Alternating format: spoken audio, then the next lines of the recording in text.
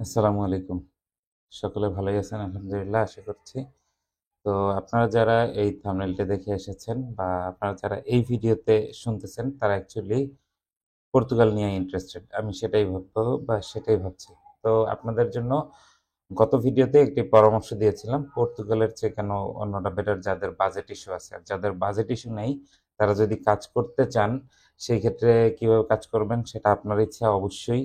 তো আমাদের কাছে একটা অফার আছে যে আপনারা যদি অ্যাডভান্স ছাড়া জমা দেন এবং পারমিটের পরে পেমেন্ট করতে চান সেই ক্ষেত্রে আমাদের সঙ্গে যোগাযোগ করতে পারেন। সেক্ষেত্রে ইন্ডিয়ান ডাবল এন্ট্রি ভিসা লাগবে। আপনার ইন্ডিয়ান ডাবল এন্ট্রি ভিসা আগে করাইতে হবে। যাদের লস্ট পাসপোর্ট আছে তাদের জন্য খুব একটা সমস্যা নেই। তবে লস্ট পাসপোর্ট থাকলে ইন্ডিয়ান ডাবল এন্ট্রি ভিসাটা হওয়াটা একটু জটিল। সেটা আপনারা জানেন মোটামুটি তাই বলা।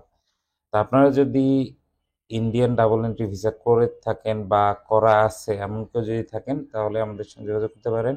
আমরা আপনাদেরকে সুন্দরভাবে পর্তুগালের D1 ভিসার জন্য অ্যাপ্লাই করাতে পারবো এবং আমরা যে বলতে পারি এতটুক যে 99% ভিসা সিওরিটি আমরা দিতে পারবো আপনাকে। তবে আপনারাও জানেন এটা খুব হাই পেমেন্ট। সো সেই হাই পেমেন্টে যদি কাজ করতে চান তাহলে আমাদের সঙ্গে যোগাযোগ করতে পারেন। আমরা প্রস্তুত আছি আপনাদের পাসপোর্টটি যে কোনো ওয়েতে আপনারা সাবমিট করতে পারবেন। আপনারা যদি এই মুহূর্তে চিন্তা করেন যে পর্তুগালে যাবেন এবং পর্তুগালে D1 ভিসা যেহেতু হচ্ছে, ইভেন D1 ভিসার ভালো সম্ভাবনা আছে।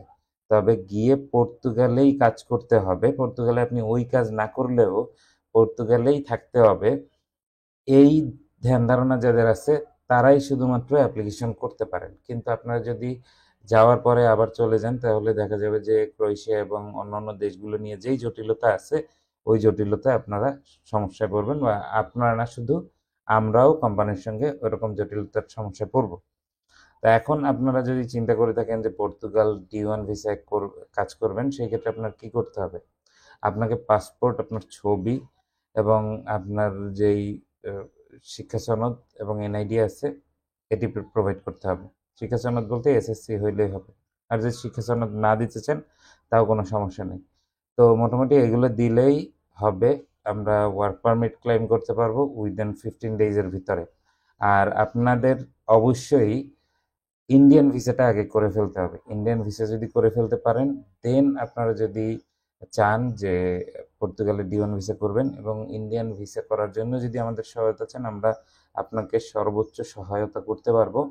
সেই জায়গা থেকেই বলা যে ইন্ডিয়ান ভিসা করে আপনারা যদি আপনাদের যদি মনে হয় যে এই জায়গায় আপনি ভিসা করবেন তাহলে আমাদের সঙ্গে যোগাযোগ করুন স্ক্রিনে দেওয়া নাম্বারে। শুধুমাত্র এই একটি নাম্বারেই পর্তুগালের বিষয়ে জিজ্ঞেস করবেন এবং আমি আপনাদের সঙ্গে কথা বলবো এবং অল্প কয়েকটা ফাইল অ্যাকচুয়ালি কাজ করব। যদি আপনারা চান এরকম করতে তাহলে ইনশাল্লাহ দ্রুত করে দিতে পারি। তবে সর্বোচ্চ কতদিন সময় লাগবে আমি এটার জন্য সর্বোচ্চ 4 থেকে 5 মাস সময় নেব। সর্বোচ্চ 4 থেকে 5 মাস এ কারণেই বলছি, অনেকে আছেন হয়তোবা ফাইল দিয়ে ডিটারমাইন্ড থাকবেন কিন্তু দেখা যাবে যে আপনার ইন্ডিয়ান ভিসাটা হয়ে আসতেছে না। আর ইন্ডিয়ান ভিসা যদি হয়ে থাকে কারো তার জন্য 3 মাসের বেশি সময় লাগবে না ইনশাল্লাহ। তো এটার সিস্টেমটা আপনারা মোটামুটি জানেন আশা করি। মার্কেটে যেহেতু আছে এটা টোটালি অ্যাম্বাসির সঙ্গে লিয়াজু মেনটেন করেই কাজ হয়।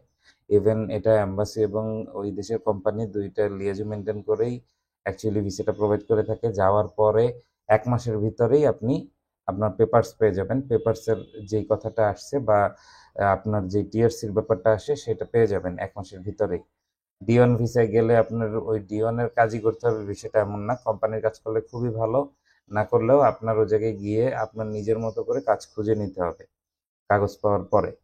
আর এখানে আপনি যখন ফাইল জমা দিবেন ফাইল জমা দেওয়ার আগেই আমার বলা হয়েছে যে ইন্ডিয়ান ডাবল এন্ট্রি ভিসাটা করে নেবেন তারপরে দিবেন।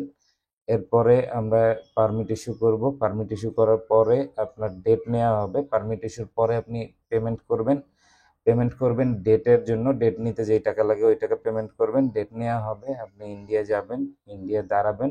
ইন্ডিয়ান ডাবল এন্ট্রি ভিসা এবং ইন্ডিয়ায় যাওয়া আসা এবং যাবতীয় যেই খরচ, ইন্ডিয়ান থাকা খাওয়া এবং ইন্স্যুরেন্স এম্বাসি ফি এগুলো আপনাদের।